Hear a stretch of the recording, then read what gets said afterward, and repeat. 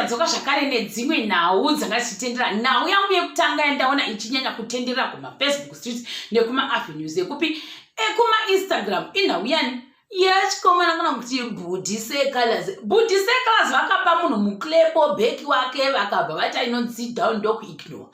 Asi tichiri ipapo zvakare chiri kutendera zvikanzi nevamwe vanhu werudhani chikomana Colors kuti vamwe vanhu vanoda kujairira vanhu ava. Ene ndisati ndanyanya kuita too deep zvangu kundoverenga kuti muklepo bheki wacho wanzi chii.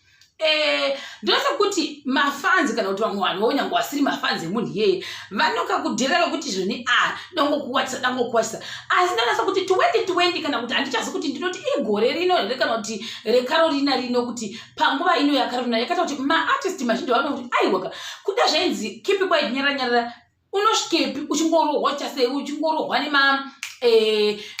nezvituko nemaclebeki nechi wakangonyarara yet iwo uri munhuwo ane nyamawo neropa rinoti tsatsatsatsa semafemera ari kuita mumwe munhu wese seropa uri kuti tsatsatsatsa mukati meupenyu hwamwe vanhu. Saka vanhu vanongoda kugara zvake kana kuti akagara paanenge akagara otongoti aiwa nhasi chi I feel like da kumbotrola uyu ndombomutuka. Ndo maonera ndakaita vamwe vanhu vachitaura kuti I think kune vamwe vanhu tomuka vachitoda kuti nhasi damboundura nhingi. Manje gore ra2020 rachinja.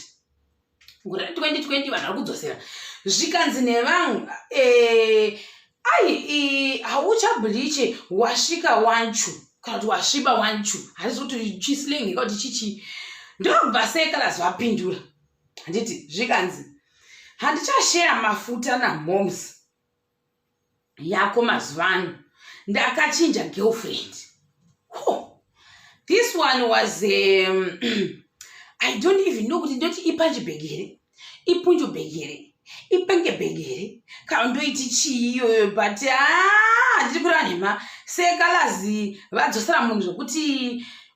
chiri kutendera ichocho chavamwe vakati well done wagona asingamboiti nekuti vanhu vanojairira handiti ivo vanga vakatongopostawo paInstagram vavo vakati hazi mafanism mheni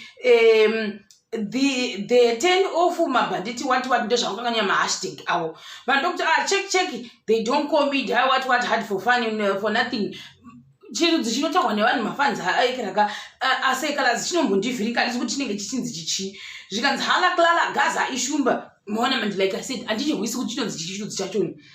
wakaoma banditi wakapenga bro wakapenga general yala gadzira ichi hit takapenga handiti vosi yala muri kudhonza tiri kukona mukuru werege ndevamwewo zvakare apa tive wakanyama Nike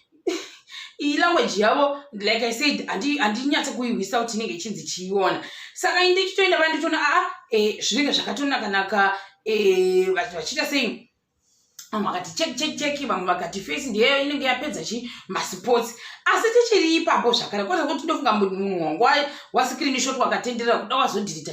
comment yake nekuti kuInstagram kwokoko handina kuzoiona saka kuda wadhirita asi chatati twascreenshot kare chikatenderedzwa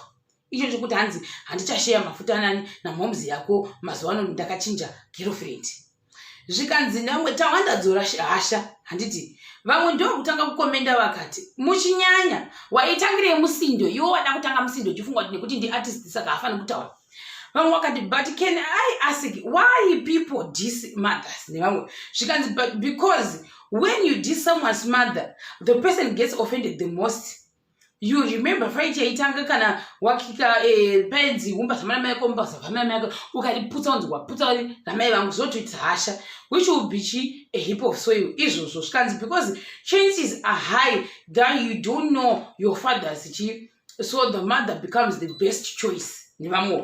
zvikanzi they get offended but it usually shows that you have lost the fight so you are resorting to dissing family members. Not really, I find dissing an act of hurting someone's feelings. So when you diss family, you break a person's heart because mothers are loved dearly. Where I used to learn, someone was beaten to a bestie, adisachi mai vake. Nevamwe zvakare. The family is worth going to prison for. That's the most softest bone iyoyo kutukira mai. Nevamwe zvakare. Kata hazvina kushanda kadhata zvinzwisisa ndo panga chinzi nekuda kwei vachituka vana mai vanhu. Zvikanzi kana iye akatengesa Jesu haana kuitwa rafu so kana kuti munhu akatengesa Jesu haana kuitwa rafu sei. Zvikanzi haurevi nhema. I like this vanhu muchinyanya kufarisa ikozvo zvimakupuwa zvinhu zvenyu iwe ukakandira munhu chimisu wakukandirwa chibhegedhiya ndezvandakanoisa kuti vanhu vazhinji vanotuka kuti vakadzoserwa zvikavagwadza vanorwadzwa singamboiti wototonga kuti wai wandidero zvikanzi vamwe ndo zvinoitika kana munhu wakuita sei wakufamba woga nevamwe zvikanzi unoguma wakuita sei wangotaura zvese ngaadzoke kana ane nharo mira kuti tukisirana mai vedu ukoko nevamwewo ndo inonzi savage maiwe pakaipa tachema zvedu ndo kuita sei kurohwa bhutsu uri pastage uku tawanda apo wagona kupindura ndo pasando tawanda anondiitira zvake apindura hard vamwe vakati kupinda zvakarereka dero the reply age tambai zvakanaka mindiro nyoro inopedza power nevamwewo zviri safe here izvi nice one zvikanzi haasotwa mufesi uyu bro people want to always focus on the things that don't matter even if akada kubleacha it's his choice ningakazodai bleach what this shut your face and sit down wedwe atikura nhema taurai henyu vamwe vacho vanoudza vanhu zvekubleacha itimu rakatombobleacha rikazopererwa nemari otherwise ngavasiye vanhu vaita zvavanoda nemari dzavo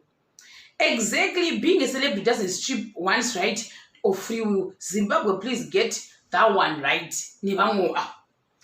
musadenha nemiwo too much hasha mumastreets ndevamwewo avo vamwe ndokuti amana wabva watifungo here rekuti kuri kutwa maclareback yes dzungu too much big up mumanyi ndevamwewo avo mukoma wangu tsawanda over ati ndezvemushonga here what iclareback season shuwa ndo atiri reply iyo yakakasekalaza haina kusiya nekucheudzwa kana nekuchecheudzwa ndevamwe wangadero zvikanzi mumota muri kubvira wakatangirei musindo ndevamwewo zvakare avo clareback season sure mari yemafuta yakaenda kuamerica waisisa shende handisi kuti angada kuti chii unoshaya pekuvanda zvokwadi pakaipa ini ndachema zvangu nevamwe vanhu vakadiro kuchi zvikanzi chokwadi chogwadza kucomment section uku these celebs got no chill indonasa kuti they got no chill because ivo vanhu ndo vanotanga vanhu vatanga wotuka iwo muselebhu mukuti muselebhu wacho niye unotogwawo kutogwadzwa kuti unonitukirei wangouya kungoti kana kutoda kusa shedi yekuti iwo you feel like unoita kusa shedi ndikangodzoserawo neshedi imwechete woti zvoni mavarangu azarefu muona manje ndo ndakaona kuti inoitika pamafans acho nongofunga vadi kushandisirwa reverse psychology vanobva watanga kupopota bosi yarabhanditi hei wakapenga waitangirei waitambirei nevamwewo zvakare pakaipa iyi ndo inonzi finish kla nevamwewo zvakare ndo chibaba chekupindura manje ichichi usajairira musadera hamuchaita sei hamuchaita zvekuita gumbomba pachena namai vanhu kuti hatizivi zvikanzi chichiri kupisa chibatisisei nevamwewo zvakare zvikanzi pakaipa vamwe kati ndo bhanditi regairi mukataura bati munhu atopinzwa bhizi uyu saka gaingoti ndo zvizhinji zvandangaita sei zvandasangana nazvo zvangukupi kumakomenti kokoko nyaya ya sekalasi avamupindura vanopindura zvavo kanyanya kumaface avanopindura they respond you accordingly tisoziwo saka ndozvanganangowana zvangu vhidhiyo ino ndichakubata zvakare pachikamu chinotevera.